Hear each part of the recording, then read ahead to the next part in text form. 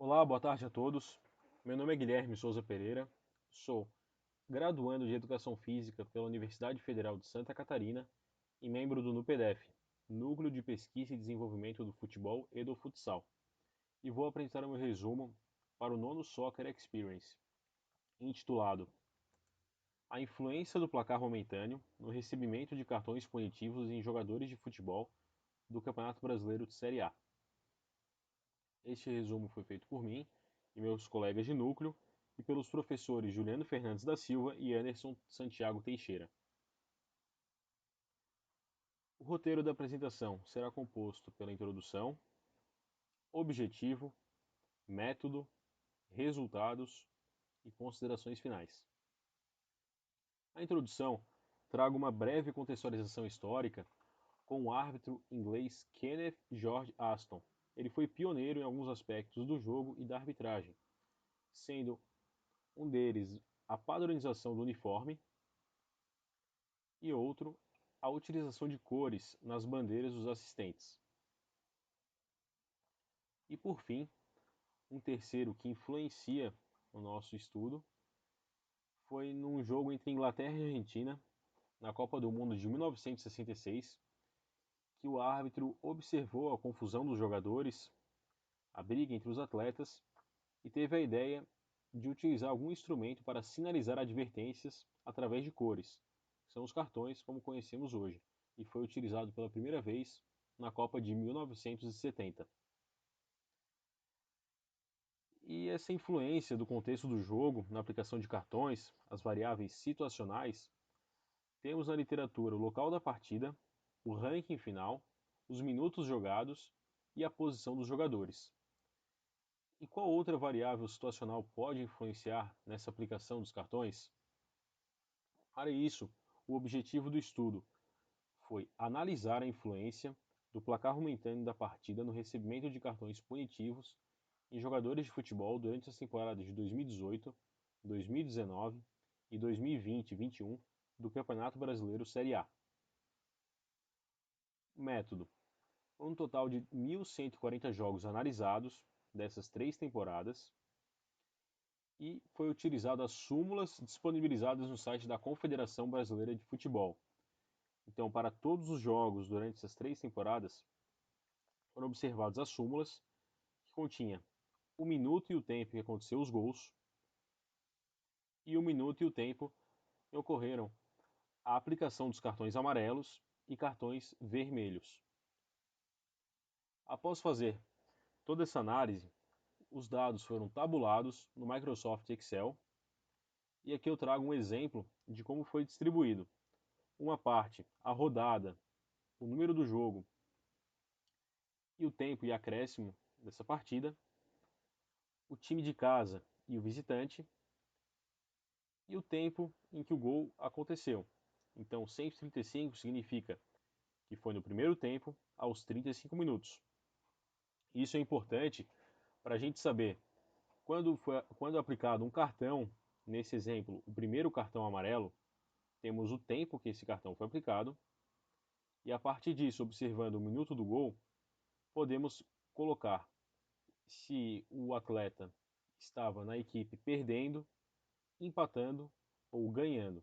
Então, nesse primeiro exemplo, o time da casa estava ganhando na aplicação desses dois primeiros cartões, este no segundo tempo com 14 minutos e no primeiro tempo com 43 minutos.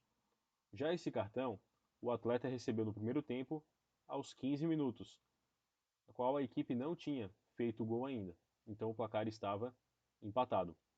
E para o time de fora, time visitante, segue a mesma lógica e foi feito durante esses 1.140 jogos observados. Análise estatística pelo software R, versão 4.0.5, e as variáveis selecionadas, o total de cartões e o placar momentâneo. Teste quadrado, nível de significância de 5%, foi utilizado também para verificar a relação das variáveis.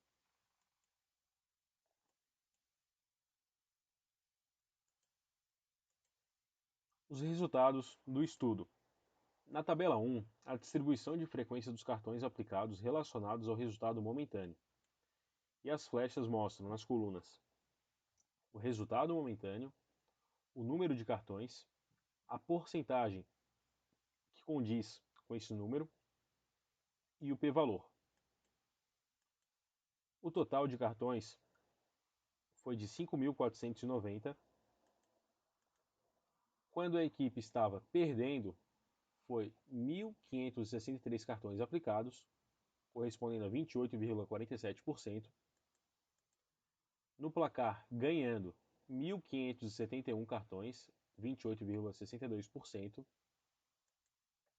E no placar de empate, com as duas equipes empatando, 2.356 cartões, correspondendo a 42,91%, sendo um valor significativo.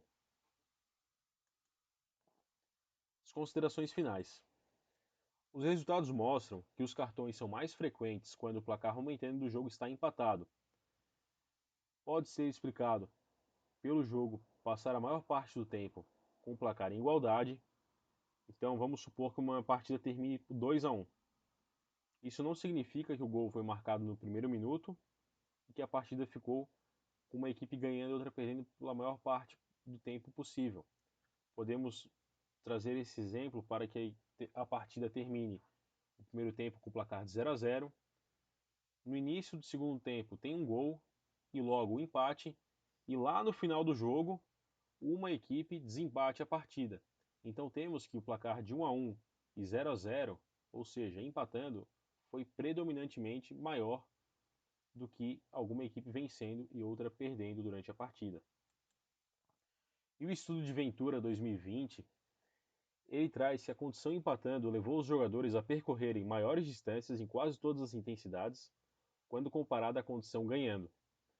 E para trotando e atividades de alta intensidade, a condição empatando foi maior também do que a condição perdendo.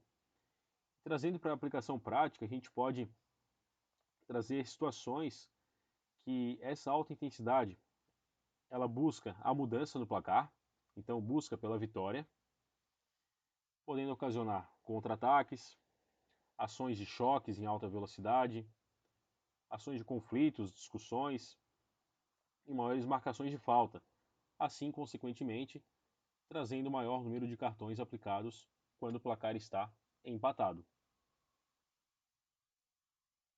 Muito obrigado e eu fico disponível para eventuais dúvidas.